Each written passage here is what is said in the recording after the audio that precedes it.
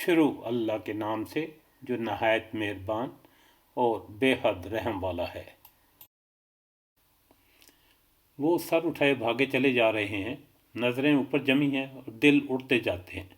اے محمد صلی اللہ علیہ وسلم، اس دن سے تم انہیں ڈراؤ جبکہ عذاب انہیں آ لے گا۔ اس وقت یہ ظالم کہیں گے کہ اے ہمارے رب، ہمیں تھوڑی سی مہلت اور دے دے، ہم تیری دعوت کو لبیک کہیں گے اور رسولوں کی پیروی کریں گے، مگر انہیں صاف جواب دے دیا جائے گا، کیا تم وہی لوگ نہیں جو اس سے پہلے قسمیں کھا کھا کر کہتے تھے کہ ہم پر تو کبھی زوال آنا ہی نہیں۔ حالانکہ تم ان قوموں کی بستیوں میں بس چکے تھے جنہوں نے اپنے اوپر ظلم کیا تھا، اور دیکھ چکے تھے کہ ہم نے ان سے کیا سلوک کیا، اور ان کی مثالیں دے دے کر ہم تمہیں سمجھا بھی چکے تھے۔ انہوں نے اپنی ساری ہی چالیں چل دیکھیں، مگر ان کی ہر چال کا توڑ اللہ کے پاس تھا، اگرچہ ان کی چالیں ایسے غضب کی تھیں کہ پہاڑ ان سے ٹل جائیں۔ بس اے نبی صلی اللہ علیہ وسلم، تم ہرگز یہ گمان نہ کرو کہ اللہ کبھی اپنے رسولوں سے کیے ہوئے وعدوں کے خلاف کرے گا۔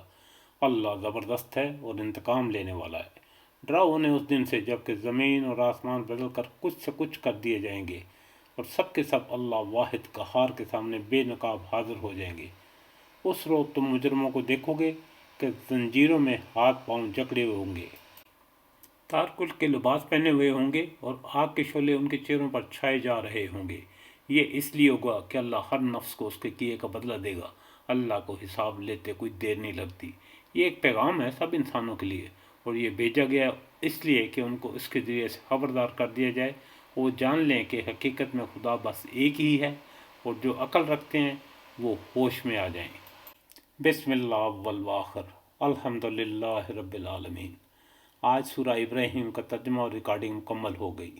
اللہ تعالی ہماری کوششیں قبول فرمائے، ہمیں اپنی دعاؤں میں یاد رکھیے گا، آمین۔